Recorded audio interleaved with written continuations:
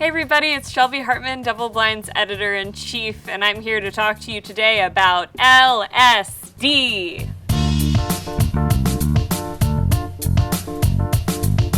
LSD, you probably know, is one of the most popular psychedelics alongside psilocybin mushrooms. A lot of people want to know, should I do LSD or should I do mushrooms? What's the difference? Really, at this point, it's qualitative, meaning that folks will say, LSD makes me more energetic and psilocybin makes me more introspective, people have all kinds of opinions about the difference, but the reality is that, there are no real differences that scientists have identified at this point, except for the fact that LSD lasts about twice as long. A psilocybin mushroom experience lasts between 6 to 8 hours, but an LSD trip lasts 8 to 12 hours, sometimes even longer. So if you're gonna trip on LSD, the main thing you gotta know is that it's gonna probably last a really long time, and you gotta be prepared for that, and you gotta create a set and setting, something we also cover on our website, in which you are going to feel held and supported for that many hours. A little bit about the history of LSD for those of you who don't know. LSD, or lysergic acid diethylamide, LSD, or lysergic acid diethylamide, was first discovered by a Swiss chemist by the name of Albert Hofmann in 1938. At the time, he was working for Sandoz Laboratories in Basel, Switzerland, and he was actually just poking around in the laboratory looking for an analeptic, which is a type of stimulant for treating respiratory and circulatory problems. He kind of put it aside, and then several years later, in 1943, on April 16th, was just investigating it again and went home and started feeling a little bit silly. So a lot of people say that this is the first ever LSD trip.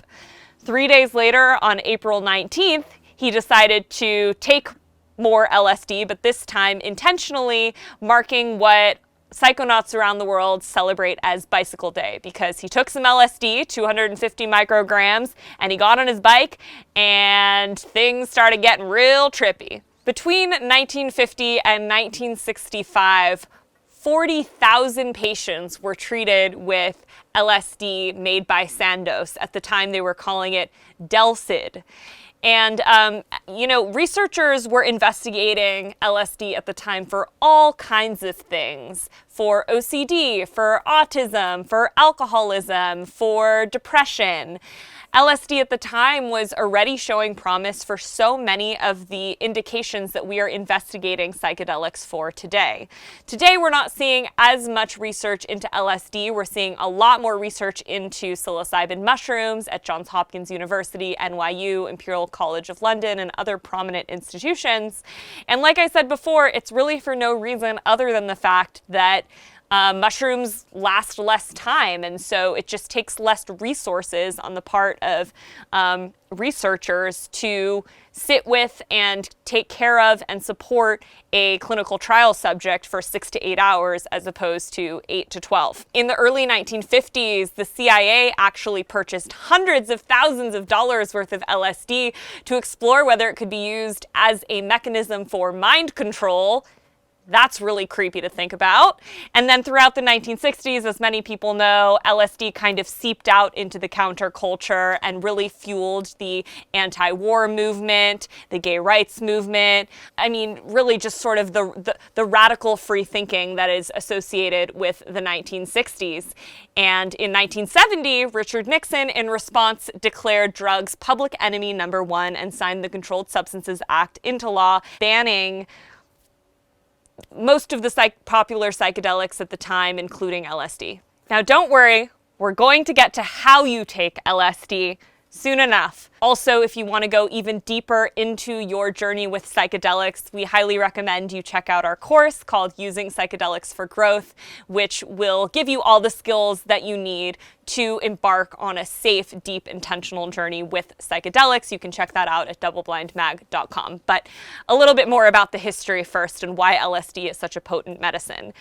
Many of you may or may not know that in addition to LSD fueling the counterculture of the 60s and 70s, that it also has had a massive impact on tech innovation, specifically in Silicon Valley. So Steve Jobs, the founder of Apple, famously said, "Taking LSD was a profound experience, one of the most important things in my life.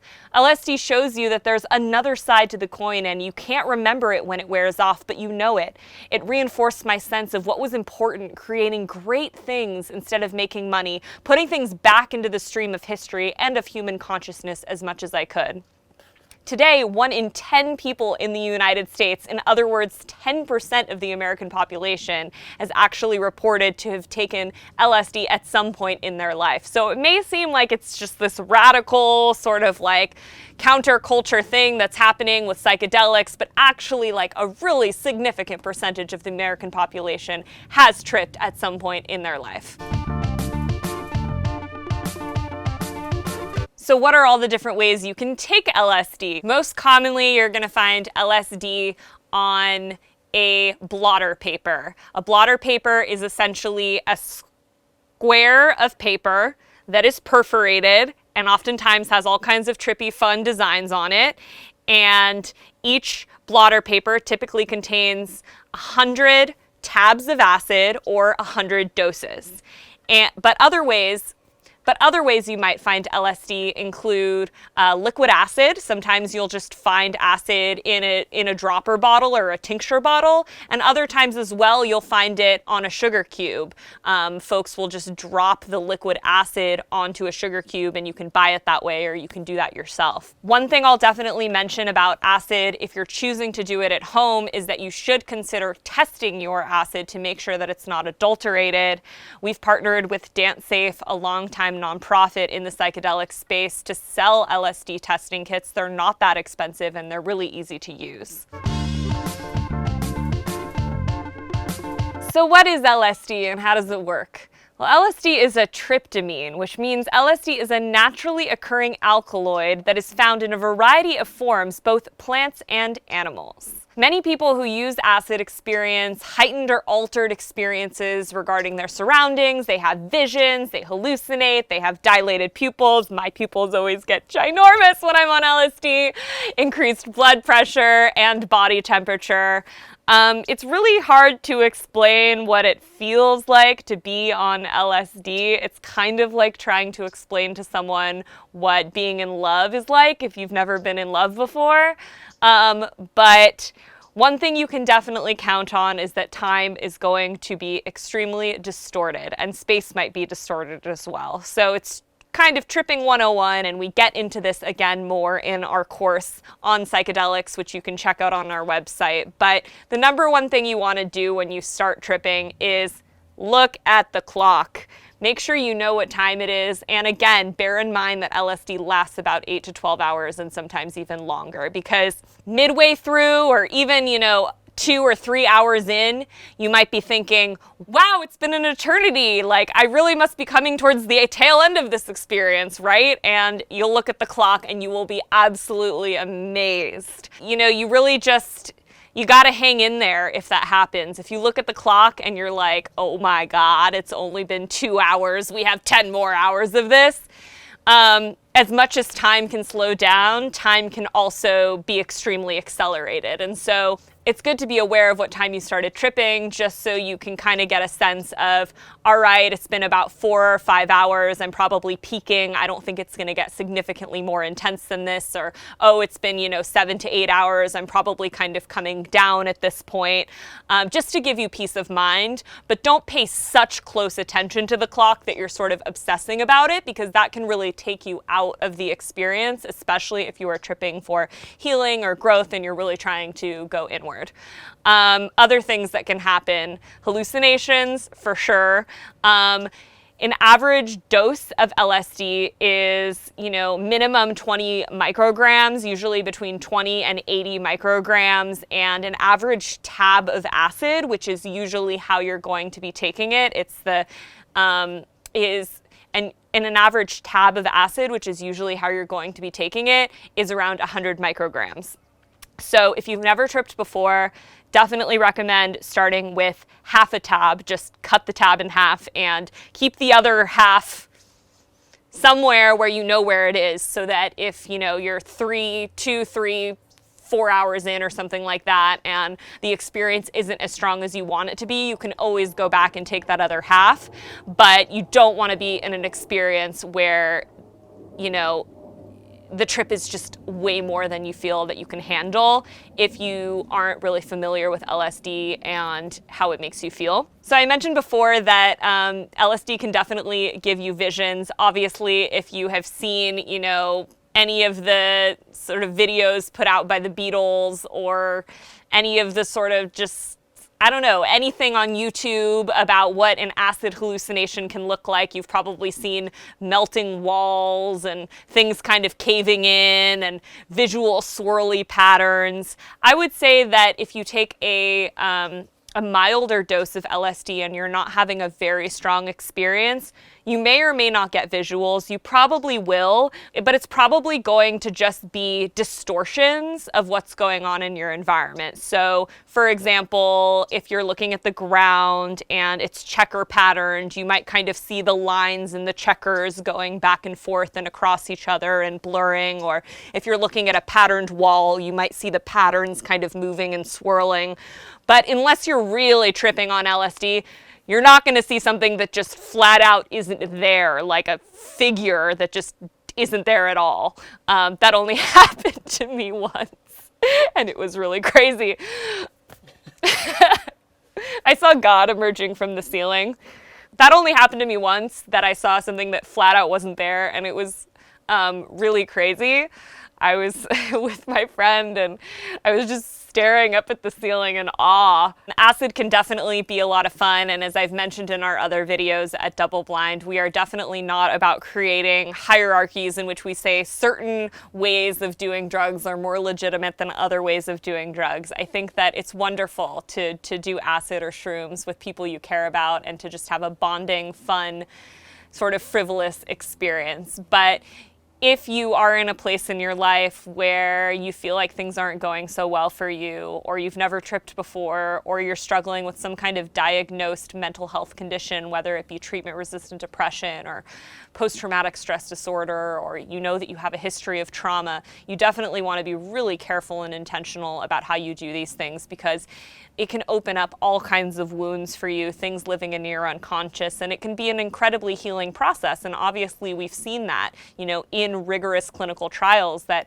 when people really go into their internal space on acid or mushrooms or MDMA or whatever it is, that they come out the other side oftentimes feeling like they can live a much healthier, more functional life than they did before. That being said, if you are going into an acid trip or a mushroom trip for healing, you really want to be careful about your set and your setting, meaning you want to make sure that you are in a place where you feel safe. That's number one. You want to have what we often call a trip sitter, which is basically like a designated driver, but for tripping. You want someone there with you who can support you, who can hold your hand, who preferably has experience with psychedelics and really is going to know how to properly hold space for you if things start to come up.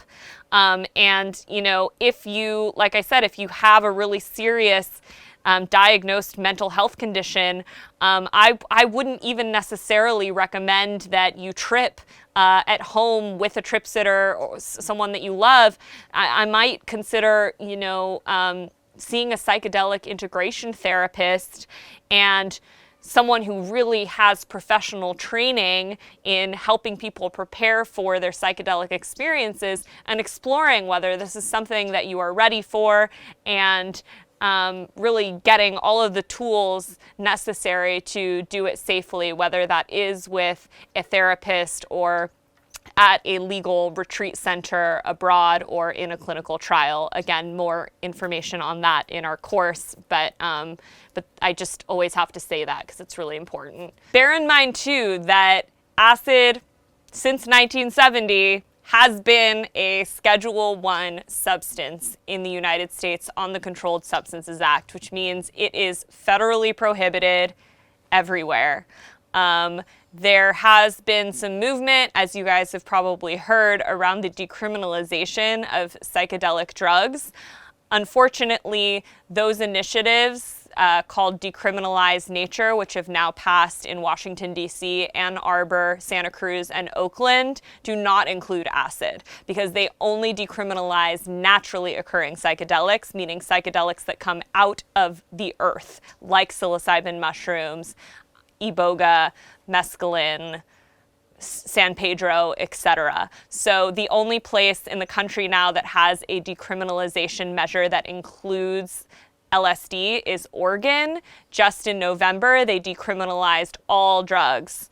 Unfortunately, also, there are limited options for folks who want to do LSD legally. I have never heard of a legal retreat center in another country that's administering LSD. That being said, as I mentioned earlier on in this video, most of the research we have now indicates that LSD and mushrooms are equally effective for a whole host of mental health conditions. So if you have depression or alcoholism or trauma or something like that, and you want to do acid for one of those conditions, but you want to have your psychedelic experience in a legal context, I might consider going to a psilocybin retreat center instead, or trying to enroll in a psilocybin clinical trial at Johns Hopkins or something like that. You can find a list of clinical trials that are ongoing and enrolling subjects now at clinicaltrials.gov.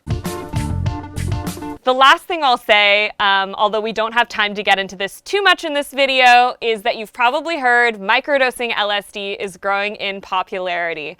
A microdose of LSD is about 5 to 10 micrograms, and there are different protocols around microdosing. Jim Fadiman and Paul Stamets have two of the most well-known protocols, and you can just look them up online. We will get more into LSD microdosing in some of our other content, so just subscribe to our YouTube channel if you want to learn more about that.